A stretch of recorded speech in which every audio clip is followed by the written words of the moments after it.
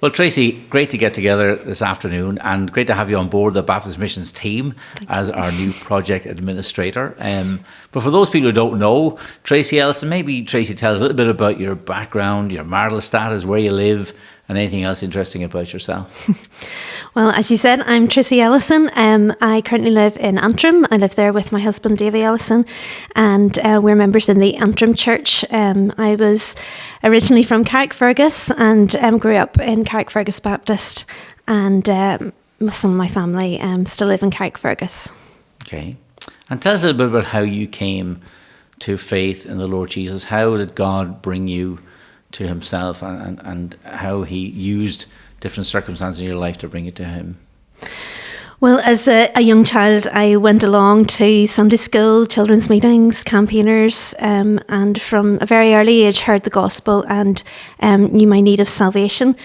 I suppose that all came to a head when I was about 7, and I really felt that I wasn't a Christian. I knew I wasn't a Christian. I knew that I wouldn't be going to heaven, and that was a real burden on my heart. And one Sunday after Sunday school, I met with my Sunday school teacher and my pastor, who at the time was Derek Baxter, and together they led me to the Lord and explained the way of salvation, and I was saved at the age of 7.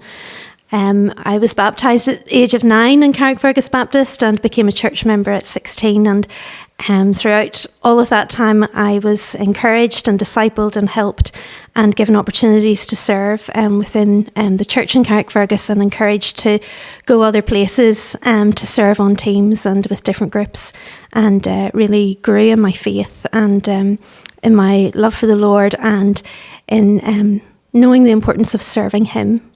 Now you said teams, and obviously, well, Derek Baxter, former Baptist Mission Secretary, it was called in his day, obviously had a great love of Peru and took teams to Peru. So was it on one of those teams to Peru that your first kind of interest and involvement in the land of Peru and the people of Peru began to grow?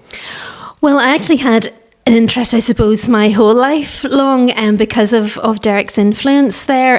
As you said, he was our pastor, and so we had that knowledge and that experience of missionaries coming and speaking in the church. So for all of my life, I've had that interest in the land of Peru, and I always thought that I might one day get the opportunity to go once. And so when I was about 20, I went on a team with Derek. He led the team, one of the teams that he took out over many different summers, and so went on that team. And I suppose my love for and interest in the work in Peru grew from that, having been there, met many of the people, spent time with the missionaries, and saw for myself what was going on there.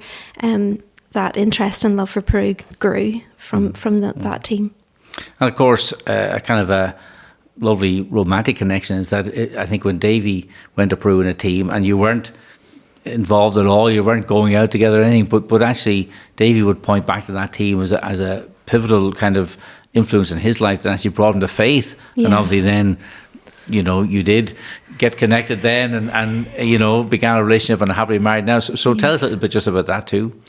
Yeah, so as you say, we were both on that team together, but not involved with one another. That was when David came to faith. And so Peru really does have a special place in both of our hearts. And it's mentioned in our house every day and is a real part of our missionary interest and our own spiritual lives together as well. And of course, you got the opportunity summer past to go to Peru together for the first time. In a sense, you were there together. Yes. Obviously, together now as a married couple, which obviously is much more pleasant. Yes. Oh, yeah. That was very special to be there like that, and especially when we went to the camp centre, because when we were there previously on that team from Carrickfergus, we spent most of our time there. Our 2 or 3 weeks were spent in Ite.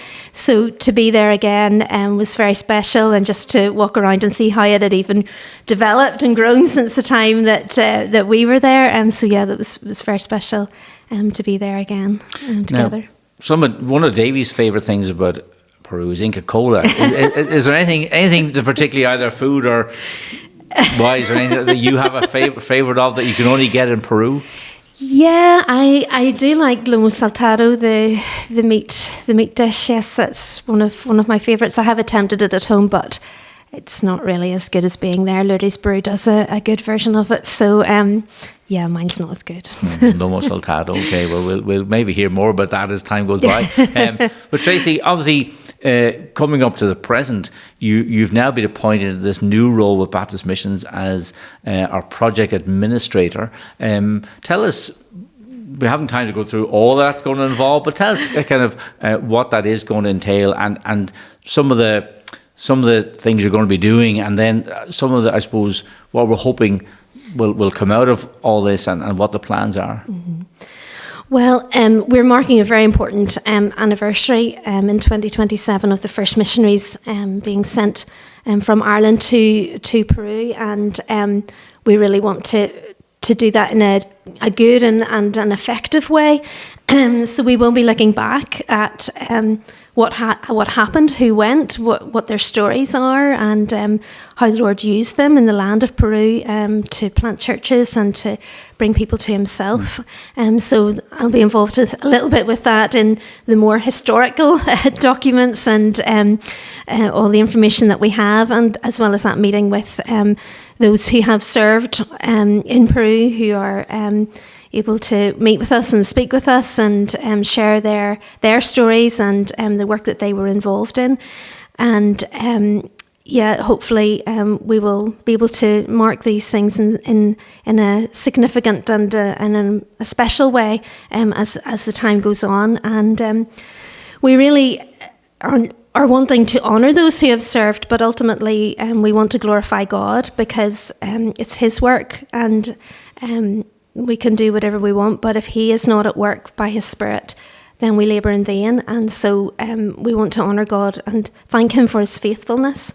But we also want to be looking forward and encouraging our younger people to get involved in the mission, to pray, to give, and maybe even to go and to serve with Baptist Missions, where we have works today. So this is a means of encouraging that, to say, look what God has done, look what He has accomplished in people's lives for the sake of the gospel, and you can be a part of that too. Yes, and you mentioned Baptist Missions, and sometimes people often sometimes refer to it as Baptist Mission, because obviously a lot of missions, just have it's a singular word rather than plural. And yet, I suppose the lovely thing about 2027, Lord willing, is that while it marks the 100th anniversary of those first missionaries going to Peru, it also marks a significant anniversary in the life of Baptist Missions, because the Irish Baptist Foreign Mission, which was formed in 1924, and the Irish Baptist Home Mission, which had been formed in 1888, were merged by the churches, because we got to remind ourselves every day that Baptist Missions belongs to the churches in our association. Mm-hmm. And so we're going to mark that 50th anniversary of that merger. And so not only are we looking back in Peru, but we've obviously branched out, not too far, but we've branched out into other parts of the world. And I suppose we'll probably be bringing in some of the stories from France and Spain as well, and encouraging people to think about those places as mission fields too, yes, going forward. Definitely. And Tracy, obviously Peru's big on your heart. I'm sure hopefully in this role there'll be an opportunity to go back to Peru. I'm sure if that comes along, you won't be found wanting in terms of wanting to go. And Davey obviously can go and teach in the seminary like he did last time as well. So that's exciting too. Very exciting, yes. Well, Tracy, we wish you all the best in this new role. And how can people be praying for you over these next weeks and months and years, Lord willing, as you serve in this capacity with Baptist Missions? Well, pray that I'll be equal to the role and be able to be equipped, that God will equip me to fulfil the role and to do it well and to do it in a way that pleases Him, and also that I would get to grips with with everything that it might mean, with all the information that there is, and that just I won't get lost in all of that, and that I will be able to think clearly and be able to see the way ahead and how we can work this in the best way, and to have those things in mind and to be able to work well towards those. Thank you, Tracy. And I trust folks, those of you watching this video, will be praying for Tracy. And as we approach ever rapidly 2027 in God's goodness and grace, as we look forward to celebrating Peru 100, looking back at what God has done and marking the 50th anniversary of the merger of the home mission and the foreign mission, we continue to covet your prayers and support and interest in all that God is doing and is continuing to do in the life of your mission, Baptist Missions, proclaiming Christ and planting churches.